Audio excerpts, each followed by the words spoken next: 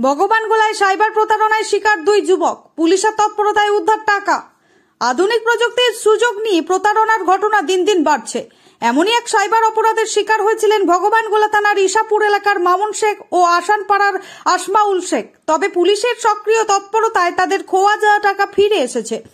প্রথম ঘটনায় মামুন শেখ নামে এক যুবকের কাছ থেকে 40,000 টাকা প্রতারণা করে নেওয়া হয়েছিল মোবাইল সংক্রান্ত প্রলোভন দেখিয়ে।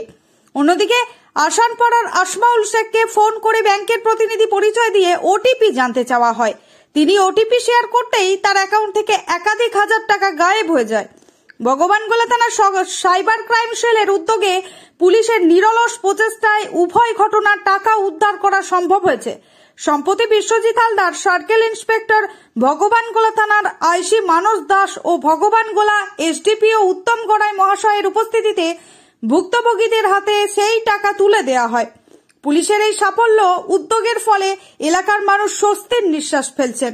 তবে পুলিশ সাধারণ মানুষকে সতর্ক থাকার পরামর্শ দিয়েছে এবং অনলাইনে লেনদেনের সময় অতিরিক্ত সতর্কতা অবলম্বন করার আহ্বান জানিয়েছেন। ভগবানগোলা থানা থেকে সময়ের কথা চ্যানেলে আলমির হোসেন ও রনি রিপোর্ট, সত্যের সন্ধানে আমরা সবাই। অনলাইনের মাধ্যমে একটা ওটিপির কারণে টাকাটা আমার অ্যাকাউন্ট থেকে কেটে নেওয়া হয়। এটাই কিভাবে বলেছিল যে ওটিপি দিয়ে দিলে? কোনো কিছু বলেনি, একটা ফোন এসেছিল রাত্রে ফোনের মাধ্যমে একটা ওটিপি চাই, সেটা দিয়ে দিই। কিসের মাধ্যমে ফোন এসেছিল, কি বলেছিল? ওটা ব্যাংকের মাধ্যমে কে ফোন করেছে সেটা জানি না আমি। এটাই। এখন টাকা পেলে কেমন লাগছে? ভালোই লাগছে টাকা পেয়ে। কত টাকা? 25,000 টাকা। কি নাম তোমার? আসমাউল শেখ। অনলাইন ফ্রড বলতে আমার মোবাইল কেনার জন্য ওকে টাকা দিয়েছিলাম, মোবাইলটা তারপর আমাকে ও মোবাইলটা দেয়নি। তারপর আমি সাইবার ক্রাইমে কেস করি, তারপর আমার ভগবানগোলা থানা থেকে আমাকে রিপ্লাই দেয়।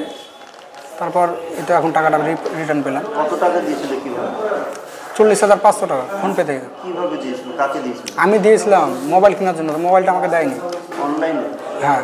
দিয়ে তারপর সাইবার ক্রাইমে কেস করেছিলাম। পুলিশ এইভাবে কাজ করছে, কেমন লাগলো? হ্যাঁ, খুব ভালো লাগলো। অল্প দিনই টাকাটা আমি রিটার্ন পেয়েছি। মোটামুটি 20-25 দিন হয়ে গেল। 20-25 দিনের মধ্যে টাকাটা পেয়ে গেছে। কি বলবে পুলিশকে? পুলিশকে ধন্যবাদ জানাবো। কি নাম তোমার? মামুন শেখ। আমাদের এখানে দুজন ছেলে, একজনের নাম হচ্ছে আসামাউন শেখ, আরেকজনের নাম মামুন শেখ। এরা অনলাইন যেটা আমাদের ন্যাশনাল সাইবার ক্রাইম পোর্টাল আছে, সেই পোর্টালে কমপ্লেন করেছিল। সেই কমপ্লেন করার পর তারা থানাতেও এসেছিলো। তো সেই অ্যাকনোলেজমেন্ট আমরা পাওয়ার পরে আমরা ইনকোয়ারি স্টার্ট করি এবং যে অ্যামাউন্টের টাকা ওদের অ্যাকাউন্ট থেকে ডিডাক্ট হয়েছিল, যেটা ফ্রডুলেন্ট ওয়েতে, প্রায় একজনের কাছ থেকে 40,000, একজনের 25,000, সেই টাকাটা আমরা রিকভারি করে আজকে দুইজন যারা অরিজিনাল ওনার আছে তাদের হাতে আমরা ফেরত দিলাম। এই ধরনের ঘটনা থেকে মানুষ মুক্তি পেতে গেলে কী করতে হবে? অ্যাকচুয়ালি এদের দুজনের মধ্যে যেমন একজনের, যার নাম হচ্ছে মামুন শেখ, ওর যেভাবে ওর কাছে একটা ফোনে ওটিপি আসে, তো ব্যাংকের নাম করে তাকে ফোন করা হয়, সে ওটিপি শেয়ার করে, ওটিপি শেয়ার করার পর থেকেই তার 25,000 টাকা অ্যাকাউন্ট থেকে চলে যায়।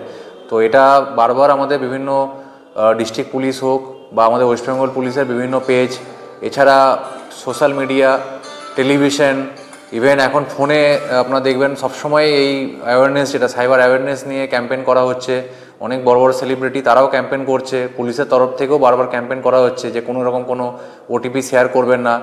ব্যাংকের নাম করে যদি কেউ ফোন করে তাহলে সঙ্গে সঙ্গে লোকাল পিএসএ বা ন্যাশনাল সাইবার ক্রাইম পোর্টালে কমপ্লেন করুন। বা এছাড়া অনেকে দেখবেন বিভিন্ন পুলিশের বা কোনো জাজ, কোনো জাস্টিস বা কোনো পলিটিশিয়ানের নাম করে অনেক সময় টাকা পয়সা চাচ্ছে। এগুলো পুরোটাই ফ্রডুলেন্ট হতে হচ্ছে। যারা স্ক্যামার আছে তারা মূলত এই কাজটা করে থাকে।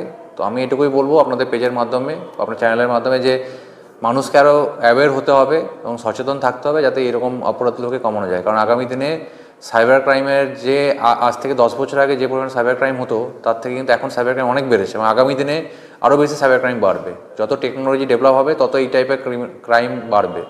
তাই নিজেদের সচেতন না হলে কিন্তু আপনার এরকম ক্রাইম ঘটতেই থাকবে।